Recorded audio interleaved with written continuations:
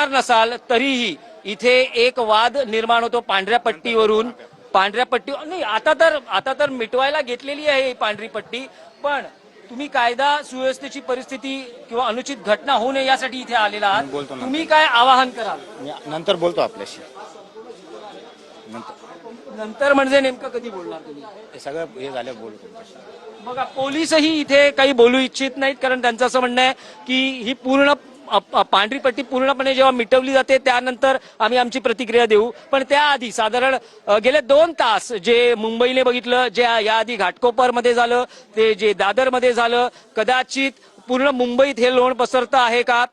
पांढऱ्या पट्टीचा मुद्दा जैन धर्मियांचा असं म्हणणं आहे की त्यांचे धर्मगुरू यांच्याशी निगडीत हा विषय आहे, कारण या पांढऱ्या पट्टीवरून हे जैन धर्मगुरू चालतात. त्यांच्या चालण्याचा हा मार्ग आहे, जेणेकरून त्यांच्या पायाला चटके बसू नयेत, सूक्ष्म जीव त्यांच्या पायाखाली मरू नयेत, यासाठी ही पांढरी पट्टी आखण्यात आली.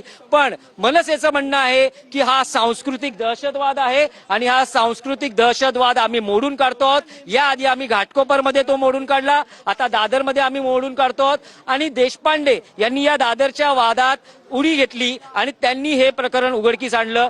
जैन धर्मवासियांकडून नेमक्या काय आपल्याला त्रासाच्या वागणुकी मिळतात किंवा त्रास कसा होतो हे इकडच्या मराठी भाषिकांनी सांगितलं. त्यावर काही आपण जेव्हा विचारलं जैन धर्मगुरूंना किंवा जैन धर्म भगिनींना, तेव्हा खाली ठेवा बोला. काय खाली ठेवा म्हणजे असं कसं काय? एक जण बोल, मुद्दा असा आहे, एक जण बोला. रस्त्यावर ते आता पाणी फेकायला आले, महापालिकेच्या रस्त्यांवर पाणी फेकायला चालतं का असं विचारायचं. तमाशा तुम्ही चालू केलाय आणि आम्हाला आवाज उठवायला लागलाय. पब्लिक लोकांना तुम्ही बाय. त्रास देताय. हो बाय, आवाज खाली, आवाज खाली, तुम्ही आवाज खाली.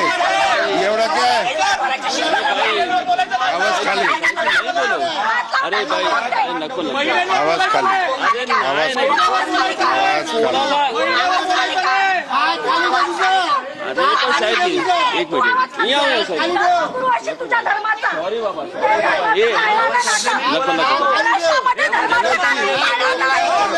महाराष्ट्रामध्ये धर्माचं नाटक नाही चालणार. मराठी माणसाचं राज्य आहे. आवाज खाली करा बोलतात, आवाज खाली करा. आवाज नाही करायचा बोलतात, तमाशा नाही करायचा, तमाशा नाही करायचा इथे बोलतात. आवाज खाली करा बोलतो, मला बोलतो आवाज खाली करायचा हात दाखवून. चुकीचं आहे ना हे? हा, तुम्ही धर्मगुरू तुमच्या धर्मात शिकवतात का महिलांशी असं वागायला आणि बोलायला? हा, तुमच्या आतमध्ये बाथरूम नाहीये, तुम्ही टॉयलेटचं पाणी, कपडे वॉश केलेलं पाणी रस्त्यावर टाकता. तुमच्या घरात टॉयलेट नाहीये, मग उद्या बोलाल की आम्हाला आमच्या धर्मामध्ये अलाव नाहीये संडास बाथरूम मध्ये संडास करायला, मग रस्त्यावर येऊन कराल का? हा, हे चुकीचं आहे तुमचं. तुमच्या धर्मामध्ये जे सांगितलंय ते तुमच्या जैन मंदिरच्या आतमध्ये, रस्त्यावर नाही पाहिजे. खूप या लोकांची दादागिरी चालू झाली आता आणि हे कुठेतरी थांबलं पाहिजे. आता तो मला असं हात करतो म्हणजे ह्यांची दादागिरी कुठपर्यंत वाढली आहे ती बघा. म्हणजे हे धर्माचाच वाद आहे ना तुमचा. इथे पार्किंगचा पण खूप इश्यू होतो. पार्किंग टर्नवर, ऐका, पार्किंग टर्नवर करतात आणि पार्किंग त्या बाजूला सुद्धा मुद्दामून ठेवतात. आता इकडचे बरेचसे ओल्ड एजेड माणसं इथून जाणार ना, तिथे टर्नवर ते लोक पार्किंग करतात. कितीतरी बायका तिथे टर्नवर पडलेल्या, का म्हणून मुद्दामून तुम्ही पार्किंग करता काढा. कबूतर खाण्याबाबतीत महापालिका प्रशासनानं काही निर्णायक पावलं उचलली. आता या धार्मिक पट्टी, जी पांढरी पट्टी आहे, तिला एक धार्मिक रंग दिला गेला आणि त्यावरून वाद निर्माण झाल्यानंतर महापालिका प्रशासन अशा पांढऱ्या पट्टीविषयी काही आपलं धोरण जाहीर करते का हेही पाहणं महत्वाचं असणार आहे. पण संदीप देशपांडे या पूर्ण कामावर लक्ष ठेवून आहेत की ही पांढरी पट्टी पूर्णपणे मिटवली जाते आहे का. जोपर्यंत ही पूर्णपणे मिटवली जात नाही तोपर्यंत कदाचित ते या घटनास्थळावरून हटणार नाहीत. संदीपजी, पूर्ण पट्टी हटवेपर्यंत इथून जाणार नाही? निश्चित कुठल्याही प्रकारचा सांस्कृतिक दहशतवाद आम्ही खपवून घेणार नाही. मुळात असं आहे की पांढऱ्या पट्ट्या आम्ही अगोदर 2 वर्ष मारल्या म्हणजे त्या बरोबर आहेत, असा जर कोणाचा समज असेल तर तो गैरसमज आम्हाला दूर करावा लागेल. मी आधी 2 खून केलेत, मग अजून 1 खून केलं तर काय बिघडलं, अशा प्रकारचा त्याचा युक्तिवाद झाला. तो हे असल्या गोष्टी खपवून घेणार नाही, असला सांस्कृतिक दहशतवाद खपवून घेणार नाही.